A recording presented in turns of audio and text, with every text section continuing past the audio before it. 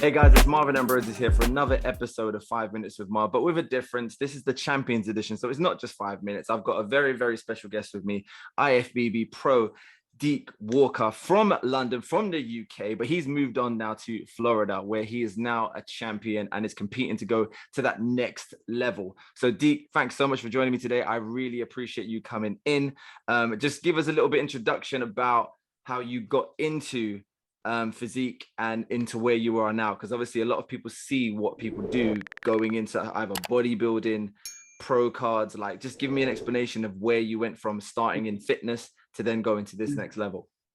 Okay. Well, first and foremost, just want to say thank you for having me today. Really, really highly appreciate it, mate. Like, honestly. No, as you can hear, this accent ain't going nowhere.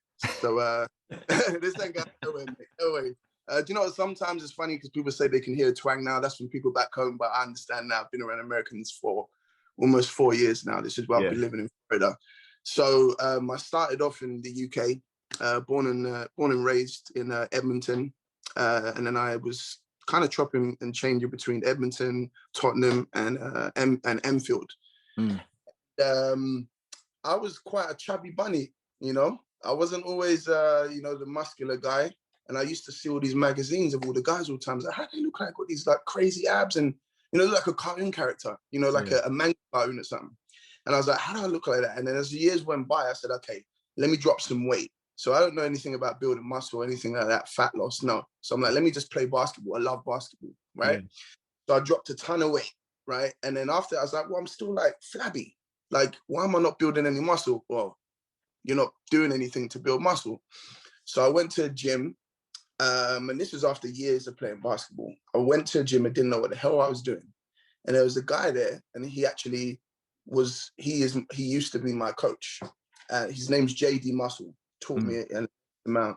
And he saw me there and he was like, what is it you're doing, mate? And I'm like, I'm trying to build some muscle. And it's like, no one's ever taught you anything before? And I'm like, no. He goes, mate, you actually have a physique on you. I can see the structure. Like, I know you haven't been training, but I can see you have something. And I always have big shoulders and big back. And I decided for him to coach me. And about 2 years on from there, I actually went into my first show because he tried to get me to do it before. And I was like, I don't feel ready. And then when I eventually felt ready myself, we did it. We won our first show in fact, that was 2015, sorry. And in 2015, and then after that, I went on to do a string of shows with PCA Federation, which is called a Physical Culture Association, and they've moved to part of their business to the States now as well. And from there, I got married whilst I was in London, and I had 2 beautiful children. And my wife, well, I will say this now, ex-wife, unfortunately, she's actually. We was together for about 12 years and we was married for 3. So we've been together a long time, but it just didn't work out the way that we wanted, but we co-parent now. And if I go back, we just to touch on that, we got married in London, had the kids in London. She's actually British herself, but she moved to Florida 3. Oh, and she was like, well, let's start a life in Florida. She's been trying to convince me for years at this point. Because we've already been together for years. And I'm like, I've got to get my green card, blah, blah, blah, blah. Yeah, all of the logistics. Yeah, and it was crazy. So I eventually got it. And I moved in 2018. And I actually ended up unexpectedly doing a show within that same year. So I landed here. I landed in February. And I actually ended up doing a show in November. And the thing is, it doesn't take me long to get conditioned and get ready for a show because I'm consistently training anyway. But you just have to, just intensify it, change your diet, stuff like that. Make it sound easy, but it's not. But trust me, I know. like even on the smaller scale of what you're doing, I get the micro changes are the big changes that you make in what you do to make the aesthetic change. Yeah, it's crazy, man. I mean, the amount of cardio that you got to add in, and the carbs that you take out and then put them back in, and then dropping your fat and then putting it back up, and blah blah blah blah. But anyway, did my first show there 2018, and then which was in Miami, won the entire show. So I took first place and I took overall, and overall means that you win the entire show at all the categories.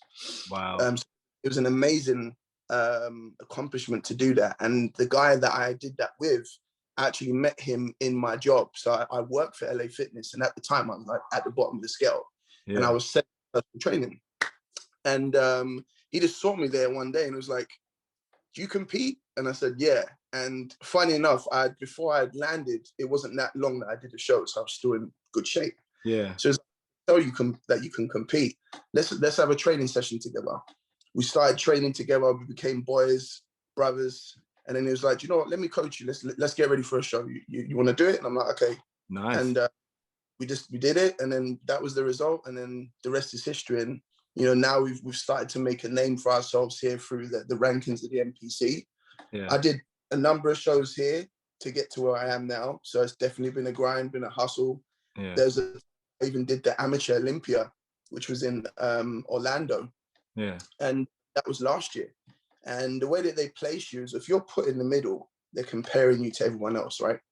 And I was in the middle the entire time. And then they bring you back around, like you go around the curve. Oh, you got to walk around. Oh, okay, yeah. And then you come back out, they call your number. They called my number first.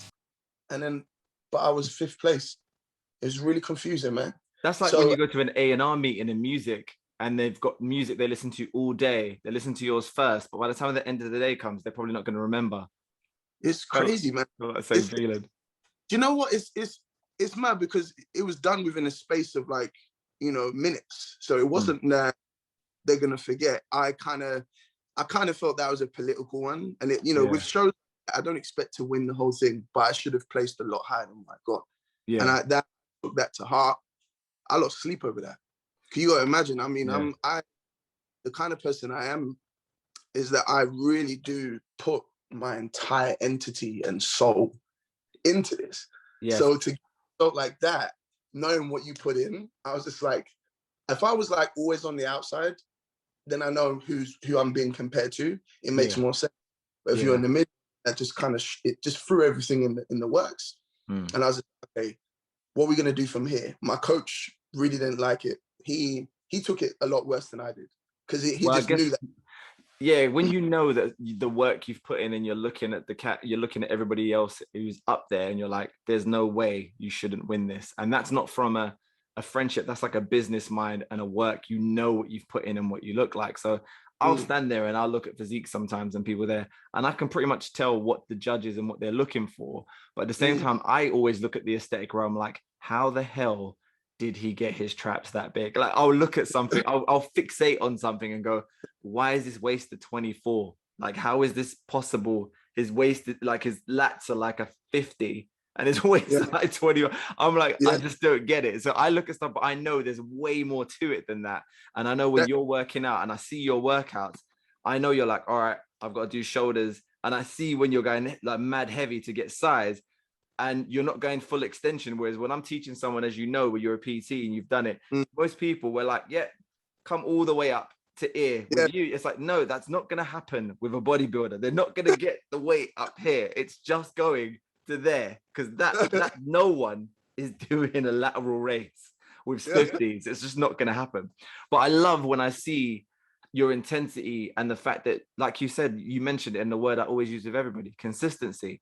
So when you transitioned from basketball, because I came from a basketball background as well, and I was overweight growing up. So we've got very, very similarities, and I lost all my weight, but I didn't go to the point of wanting to build muscle. I just kind of just wanted to get trim and learn how to keep my body in shape. Because I'm one of those people where I'm gifted in a sense where if I eat and train, I just get big. So I can gain size. That's not a problem. But I've never, ever tried to do it how you've done it and said, no, I'm actually going to gain size for a competition. I know I've got the build to do that. I know I can do, but I don't have the mental time to put in, because I know what you do. And I just like, I can't do it. So let me know how you transition from not only going from the basketball, but I know you're like me, you're the slow jam R&B dude as well. Me and you were putting tunes out at the same time. And people were saying, you need to do a track with Deke Walker. And I'm like, yo, I haven't met him yet. And then Deanie Boy was like, yo, man, like you should hook up. You lot should do a tune together. And then all of a sudden you were gone, you moved.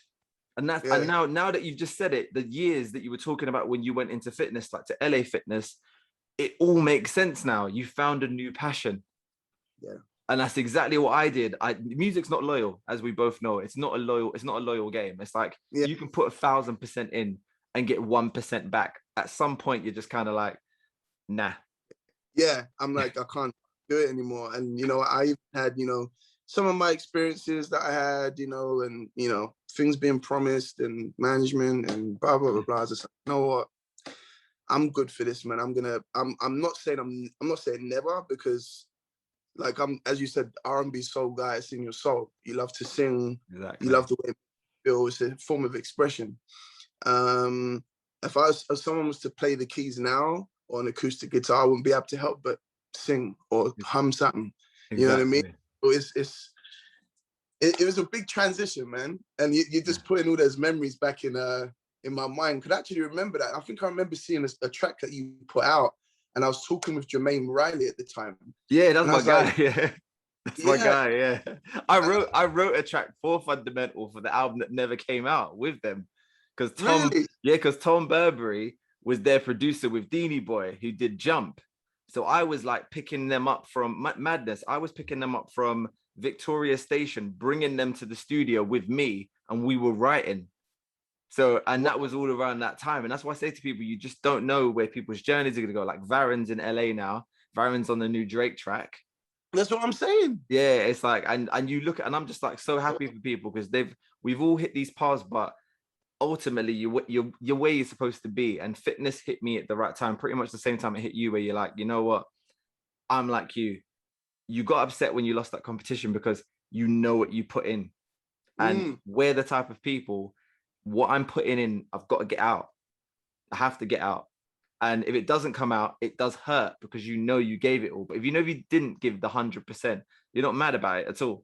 I'm not going to be mad because I know that like I gave everything. But you give me like a moment where when you're training and you don't hit a wall, but you know it, because you don't seem to hit a wall. I remember the other day in one of your videos, your trainer was like, you don't have to do another one.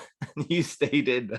I was like, do you ever hit a wall, or does your mind actually, have you got to the point now where your mind can take over your body? Because I always say it's mind over matter. It is. My mind and my body, I'm really able to separate the two without having to think about it. Because something that one of my boys in London, funny enough, told me, he said, Deke, you have such a burning desire. That's something that you can't teach. And it's just within you. You know what I mean? So if once you have a burning desire for something, you want something that bad, you'll literally just do whatever it takes and run yourself into the ground and not even think about it, because it's almost autopilot at that point. You don't care if you hurt yourself. You don't care if you're injured in the process. It doesn't matter, because you want that final result. Now, of course, everything within reason. And like you said, with the lateral raise stuff, I'm going to get a partial rep, or in the beginning, I can get it up. And then before you know it, I'm down here. Yeah. At the same time, I've got to make sure, okay, I'm up against big guys, right? And I'm not saying I'm not a small guy. I'm pretty big, but I'm not as big as a lot of these guys, you know? But we also know what some of them guys are doing as well, which you don't do. So there's a big difference. You don't. I know. The thing is, from your physique, I can tell you don't do that. You can tell who does it. Yeah, you can tell, and I know you know that. I know you know that. It's a lot, man. But it's like there's guys there that, you know. I mean, I'll tell you, on the day when I was backstage in Pittsburgh, I don't get scared or anything. Like that's, in fact, if anything, I thrive off the competition. And if I see that someone great, that's the singer in you. I'm like, all right, this guy bought something as well, because so did I. All right, let's do it. Yeah. And these guys were big and jacked, and but they were looking at me and they were like looking at my condition. And their coaches were talking like, look at this guy's lines, look at his back, look at his lines. And that's one thing. And my performance, because we live on stage again, so that's the advantage. Exactly. Stage. I was already performing for years. Being in front of a crowd I feel like I live there. Comfort zone, man. That's what I talk to people like. Comfort zone. Our comfort zone is when I say to people, put me in a room with 10 people and talk to them. Put me on a stage with 1,000 people. I'm way more comfortable, because you used to envision, because I know you did this when you were singing. We didn't envision singing to a few people. We envisioned stadiums.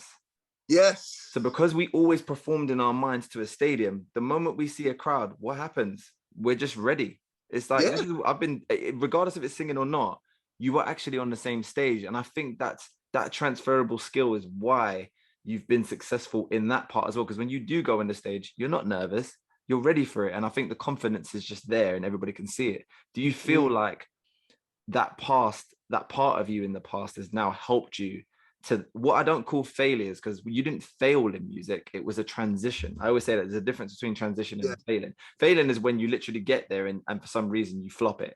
Like that's failure, when you flop it. But we didn't do that. We got to a point and we were like, you know what, we're good, and we come down. So do you feel like that transition has helped you get to where you've got to now and where you're about to go? In the biggest way possible, because that's what the judges were saying. You know, they said he performs when he's on stage. Like, so there was, you can pay for it to watch these shows live. And with what comes with that is it comes with the commentary from the actual judges. And there was some of the things that people they couldn't send it to me, but they said, this is what they said about you. Because it was almost like they pictured me as the winner. Because every time that I turn around to the back, they say that shows are won from the back. Everyone's going to have a nice set of abs or some obliques, or maybe everyone looks good from the front. Really see someone's conditioning when they turn around. It's very, very difficult to get your back conditioned. I know. I did notice that. What is that? Because I always wondered why. Usually, abs is like for the customer and the clientele I've got. Abs is one of the hardest things to give someone because it is diet. It's like 80%. The exercises to obtain them isn't actually that difficult. They're quite basic, but the food is everything. But with the back now, there's gifted. Like you gotta have the shape, your natural shape helps you, but cutting in all the areas and showing all your muscular, like all your muscles, like how did you know? And I guess that's why you have to have a coach, because you don't know if you're not working your traps enough, or like is that why you have a coach as well? Because they need to see this. He's my outside eye looking in, because we can't see the picture if we're in the frame ourselves. Yeah. You know what I mean? And he would turn around to me and he'd be like, okay, I need you to do 2 hours of cardio today, not split, in one go. Yeah. All right. That's it. That's my mentality. There's one time, the most he's ever given me in one go was 2.5 hours. Now, I looked at the message before I responded, and I was like, take a deep breath. You want it? Just go and do it. And then I said, all right. And I sent him an emoji with an arm. Yeah. And like, do you know what I mean? I was like, all right, okay, cool. Let's make it happen. But transitioning to what you said about the performance, that has helped me tremendously to set me apart from many people on stage. And, you know, going back to what the judges were saying, they said that he performs and it's like a show that he's putting on right now. And whenever I ran to the back, especially, that is where I won and took guys out. Although they would need that bigger muscle and they were just wider, they didn't have any. The definition is just like yours is on another level. Like it's done. So it's anyone that is a guy that's completely ripped and shredded, and you put them up against a big muscular guy, you're going to look, but your eye won't be able to help but just look at the detail of something. It's kind of like HD and 4K now. Yeah, definitely.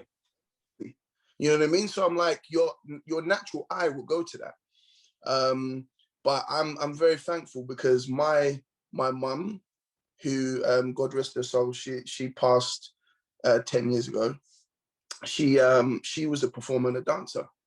And my dad, who's an actor, and his name's Eamon Walker. I'm not sure if you know who he is. So if you go to, have you ever seen Lord of War with Nicolas Cage? Oh yeah. The African ruler. That's my dad. Didn't even know that. Yeah. You didn't know that was your pops. Wow. Yeah. You learn something new every day, man. Another performance. So basically your genetics is to perform. You've been upbuilt. Even if they didn't raise you to be a performer, you've watched performance to know that it's just a part of your DNA then. Yeah. It's just in you. Exactly. So regardless of what industry you were going to go in, you were going to be performing basically. Somehow, some way or something, you know. So my mum was a dancer, my dad's an actor. I'm in fitness, but you can see just by the way that I pose how I turn it into a performance, you know what I mean? And I thank them all the time, because that's where I got it from. You know, it's in my blood. Yeah, that's just awesome, and condolences as well. I know it's a long time ago, but to me, it's always any deaths in families are always fresh. Like I Yes. always say, that it doesn't matter how long. I don't care how long it goes; they're always fresh. But no, with something you mentioned before about, and I wanted to speak with the audience and let them know. A lot of people don't realize, like, I specialize in like body weight training, HIIT training, and basically cutting people's body fat down for them working out to being better shaped. Being realistic, doing a workout they can do, it's achievable. Now, with you, and when you mentioned your 2.5 hours of cardio, I physically couldn't do the cardio I do for 2.5 hours. So when people hear that, I know people are going to go, I could never do my workout. But I know when you say cardio, you're talking because you don't want to lose muscle. So you're talking about steady state cardio. Is that right? Yeah. So we will do, in fact, well, for fat loss, as you know, HIIT's going to be the best. Yeah. So I would do make the time go down, and not just to make the time go down because we need to, you know, burn some more fat. We would start off with some HIIT training for probably about 15 to 20 minutes of that. Yeah. 30 seconds on, 60 seconds off, or 90 seconds off, wherever I need. Maybe I'd say 10 rounds tops. And that changes though, depending on how I look. Yeah. And then the rest of it is low intensity. So I always do, because I cannot do the damn treadmill. I just feel like I'm walking nowhere. I'm like, okay, I'm just going on a jolly walk. I might as well walk. Yeah, and that's the thing. Yeah, you might as well walk outside if you're going to do steady state. Because I know a lot of bodybuilders, I see them, they're just on the stair stepper all the time, just stair stepping to me. Yeah. So I start off, I do an hour on the stairs. So I do 60 minutes on the stairs. About 20 minutes of that is going to be the HIIT. So I do a 5-minute warm up, and it ends up being about 15 to 20 minutes of HIIT. Then the rest of that time on the stairs is low intensity. Then I say to myself, all right, you got another hour left, but really and truthfully, you got half an hour. That's tricking my mind. Yeah. Like, okay, go and do the elliptical now for half an hour. And then I'm like, okay, you got one more half an hour left, go on the bike. But not like the recumbent bike where you're sitting back with your back like this. Yeah, no, you're on it. You're on it, yeah. All this. No, the upright bike, and I'm standing on it. Yeah. You know what I mean? I do that, and then at least I do so an hour there, and then 2 other machines, or sometimes I've knocked it all out on the elliptical, however I feel in the day, you know? But as long as I get it done, it's done. So you're hitting about, on that typical 2.5 hours, you're doing about over 2,000 calories in burning, basically. Probably. Yeah. I mean, because when I look at those calorie counters, they're not always accurate. Like, do you know what I mean? Like one machine. I never look at them. I always wear the belt on my chest now, just because I realize that I'm going to get a better one than the watch. Yeah. So it's a much better way of measuring it. But you kind of, I guess you've got to the point now within your training, you know your body now. Like and I think that's one of the hardest things to understand, is how to make your body do what you want it to do, because you've been technically experimenting for years, and then now you're at a point where you go, oh, shoulders were bigger a season ago, I need to get them back to where they were. You'd know how to change that straight away. So but whereas before, like you said, when you first were in LA Fitness and you were speaking to somebody and they said you should do this, you were like, you didn't know, you wasn't really sure how to do it. But now you're at a stage where you can change anything you need to on your body. Like, how does it feel to know that at any point, if you were going to say, I'm going to rest for a year, my body's pretty much nuts. I know you could never do it. You wouldn't even be able to rest for a bloody 2 days. You'd be going nuts in your head. But like, what would it feel like to know that you know that you can get right back to where you were? It's an amazing feeling. I will say that. I mean, let's just say, for example, I kind of go off my diet, which, you know, many people do. I'm human. I'm going to go and eat, man. I'll be honest. I don't go out and go crazy and eat like, you know, burgers and fries all the time. But if I'm like, hey, I want some sushi today, I'm going to go and do it maybe when I shouldn't have it. Or I'm like, I need some more carbs. Let me have like an extra bowl of rice or some more fruit, something like that. I saw that cream rice as that's your go-to, isn't it? Cream rice, yeah. But that one that you get, obviously we don't get that over here. And I like the look of the one that you had. And I was like, you need to send me that, bro, because it looked good. Because I'm a porridge dude. I love my porridge. Bro, but that cream rice, it looked, and you said it tastes good. It tastes incredible. It's like a much smoother consistency. You put your baking powder in there, and obviously, you know, you could put the one that I use is cinnamon crunch toast, or you got chocolate peanut butter, whatever. it's like a full-on dessert. Same thing with your oats. You know, I'm pretty sure you do the same thing. Yeah, exactly. So, you look forward to it. Oh, every day. Exactly. And that's what I do. I look forward to my porridge. Everyone's like, why do you like your porridge so much? I'm like, it's like a dessert, but it's food, but it's giving me exactly what I need to get through my next workout and enough energy for me not to be hungry in between the workouts. Because that's what's important. You don't want to be starving all the time. Yeah. And that's, do you know, I'll tell you something else. Have you ever heard of bodybuilders eating baby food? Yeah, I heard about that. I've heard about that. You're in their aisle cleaning out their fruit pouches, man. I'm telling you. Wow. And I'm out. I've got my little fruit pouch there. There's big old me there with this little kiddie fruit pouch throughout the day. And everyone's like, what are you doing? I'm like, I love this shit, man. It's great. Like, it just tastes amazing. And again, it's because they're designed to not have a certain amount of calories and sugar. But again, it's giving your body vitamins and minerals as well. And that's what we don't talk about enough. It's like, because you still need those. It's not just about the protein and the carbohydrates and the fat. You need those vitamin and minerals. Otherwise, you're going to be like this. You're just going to be down, just knackered all the time. It don't do anything to my body. I mean, I've been eating those for donkeys now. I mean, it literally doesn't change my body. I mean, you'd have to eat, for fruit to really affect you, you'd have to eat an incredible amount for that sugar and not work out. Do you know what I mean? Because obviously sugar, fructose is fructose, but the amount of calories that I expend. Exactly. I'm like, doing anything apart from just giving me fuel, and my body understands how to use it as a source of energy, which is what I have learned now. So as you said, going back to that, if I took a week off or I have a bad meal or whatever, I'm like, I know exactly what to do. Okay, I just need to do this for my carbs, drop them out, add some HIIT training in maybe for the next 4 or 5 days, and I'll be right back to square one. No, exactly. So what I want to know, obviously, for you, because I can already tell just from, if people don't follow you, I'm going to make sure they try and follow you. I'm going to hit you up. You're going to another level now. I can see there's a gear in the last 6 months that's just kind of gone from like 4 to like 20. You really, I can see there's a new gear. What is the ultimate goal for you? Because I know you've set one. Like, what is the goal? Olympia 2022. Nice. Olympia 2022.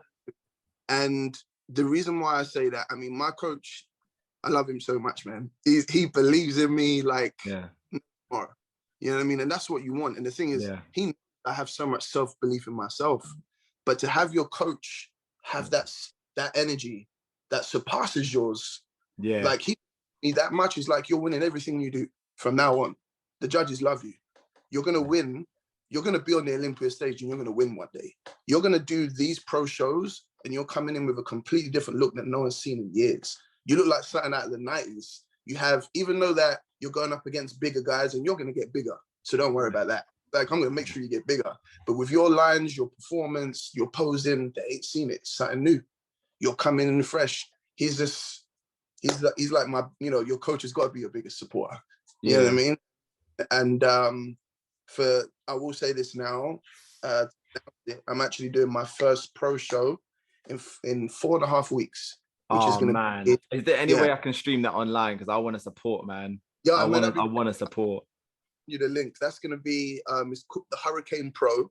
I haven't even the promoter. Wow! I'd say so. Exclusive, people, exclusive. So here it is, right? The promoter that actually runs the show. He's actually an Olympia judge, right? Wow. Yeah, his name's Tim Gardiner. Now, quick story, my second show that I did in Orlando, right? And again, another political stunt, right? I was clearly the best guy there. Now, there's some good guys there, and I never take away. If someone looks great, someone looks great. Yeah. But the guy that won, he came in last minute. Like, he didn't even up. He came in like, everyone was like, who's this guy? Because he hadn't been there for the whole day and everyone else had. And he ends up winning the show. Yeah, and he didn't. Weird. He looked. Yeah. Sorry, but he looked like trash. If someone looks great, when you've been beaten. Yeah. He looked like about 6 weeks out. So I was like, what? But the way that he came in and the guy said, I know you. Like, this is the owner of the show. I was like, wow. I was like, all right. So I put 2 and 2 together. This is how I thought about it afterwards.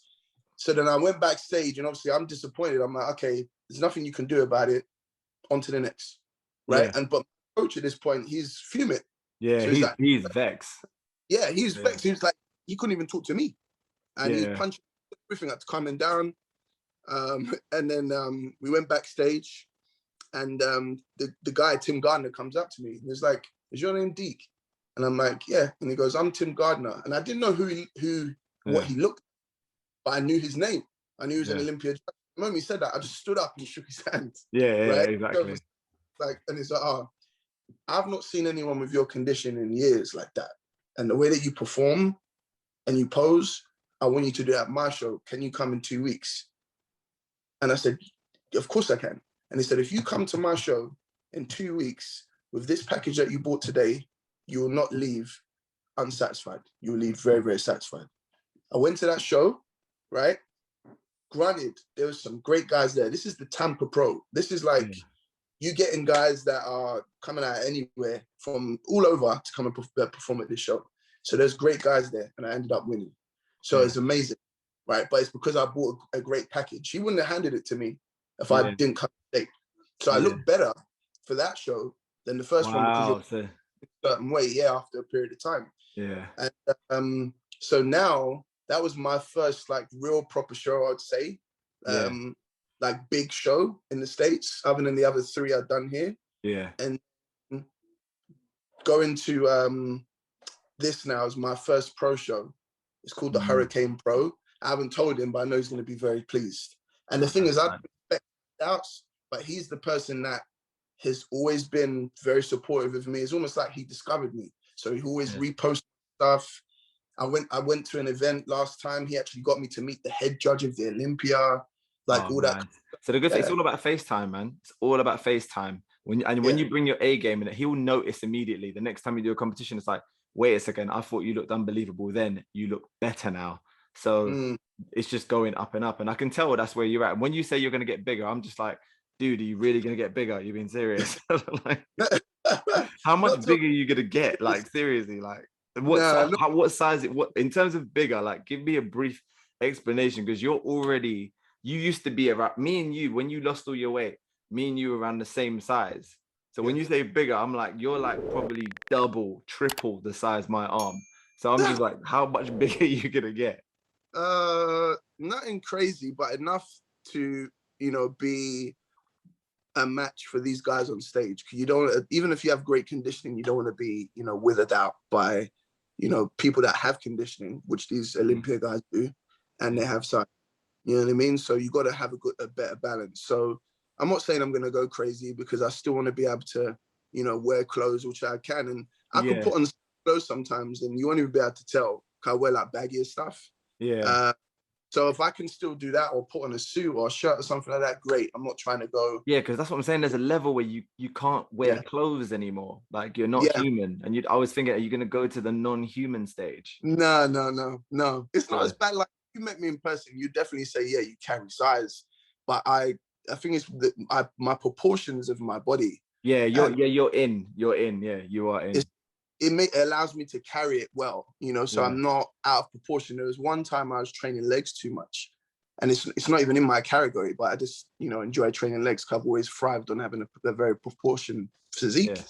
And my coach was like, your legs are getting too big. Oh, like, wow. They look big compared to your upper body now. Said you can't. So you got to you had to slow down a little bit. Yeah, he actually took it out of my training. Like, and my legs still carry very good size. I have very good lines. Like, when I tell people I train legs now probably once a month. That's it. Wow. Yeah. And I want to train them more. And he was like, no, because they just grow too quick. And then a judge called me out, and he asked me, you move into classic? So that's when my coach was like, it's done. Yeah. Like, he was like, that's it. Like, he said, if you're getting moved into classic, that means it's total physique, everything. You're like, no, like, I don't need that. Like, you're like, they're getting too big. And then the thing is, they would actually mark you down for certain things like that. If your legs are too big, and, upper body's fine. Overtraining.com, they're like, yeah, nah, he's too big. Like, that's great. You never think you get marked down for looking better, but I guess you can. There's guys that, they warrant a lot of size, and they have conditioning. I think they look great, but I think it's their proportions and their actual physique doesn't suit that category.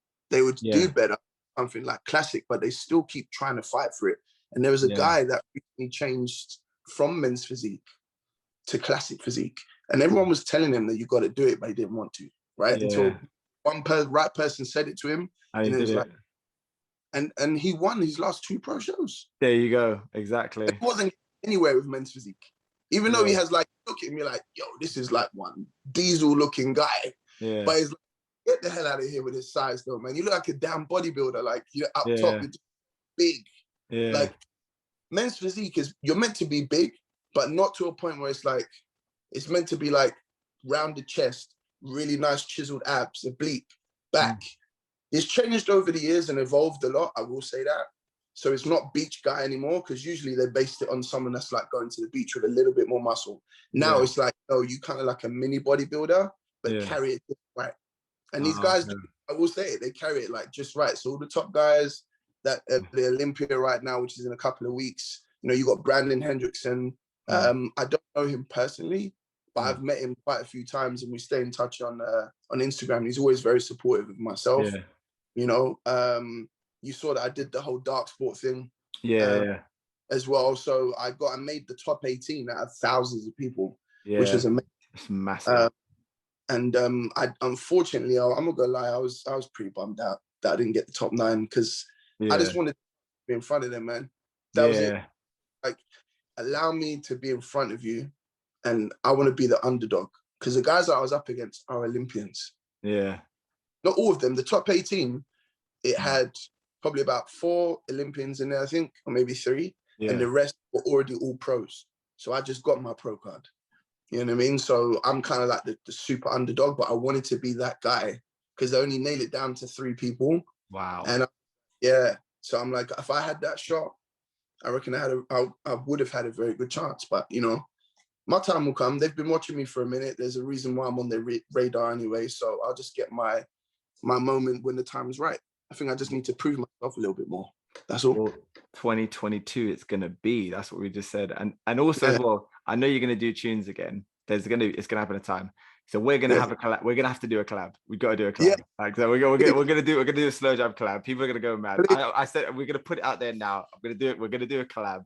But please, we'll do it at the right time. We'll do it at the right time. We'll do it at the right time. And the good thing about music, it never goes. That's what I love it. It's never gonna go. It's never gonna go. No.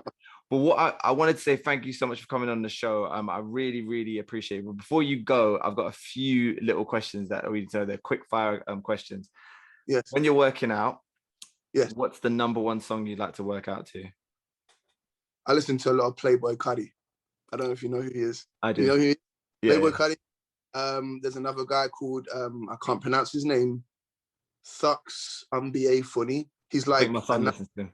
Yeah, I think my son listens to him. Yeah. Triple Red, Lil Uzi, Lil Baby. I listen to like a lot of hype stuff. Anything that gets like this, it's that. Yeah. You just need that in your head. Yeah, I got you. And another one, what is your go-to meal? Like if it's your favorite meal, that's the favorite go-to meal. Cream rice. I knew you were going to say that. Like, I'm gonna have to put that on the screen. Like, I was like that. And when you're like not training, what is your best recovery for not training? When you're not training, what is your favorite thing to do for recovery? Sleep, most importantly, which I find very difficult to do. And going to, I'm actually gonna do it today with my kids. I'm gonna go to the pool, and I'm gonna watch them swim, and I'm gonna get some sun time and just lay in the sun with some music. That's the best thing for me. Yeah, chill. There's music, vibe. That's it. I like it. Thank you so much, Deke. I really appreciate you. All the best for the 2022 Classic. But I know you're coming to London soon, so we're going to be doing a YouTube video, and I'm going to train with you for however long you're training for, and we're filming it. So this is going to be hilarious. Like, I want people to know now. I'm not even going to take you into my training regime, because I know for a fact my HIIT stuff will kill both of us. But I want to do your weight training session. No, I've got to do it. I think we should do a mixture. We should do one day you take over, right? Right, cool. And take over. Because then we can see how, on video, how we both, you know, endurance-wise and stuff. And because I know I haven't done that kind of stuff for a while, I'm a very conditioned guy, but I haven't done style, so my body's gonna be like, do you know What what I mean? exactly? I'm gonna be the same. I've been doing loads of pull-ups lately, like for the past about probably 3 months. I've been doing loads because I'm like, I've got to get my strength back because I used to do calisthenics a lot, and then I had a shoulder injury. And you know what happens when you get like pulling, it just doesn't work anymore. But it's back now, and I'm like, yep, I'm good. But I'm excited though. I'm really excited to do the session with you. So when you hit, watch this space, guys. The video is going to be massive. It's going to be cool. But no, thanks a lot again, Deke. And yeah, definitely just signing off. Thanks, bro. And we should see you soon. Thank you, brother. Much love to you, man. Thank you.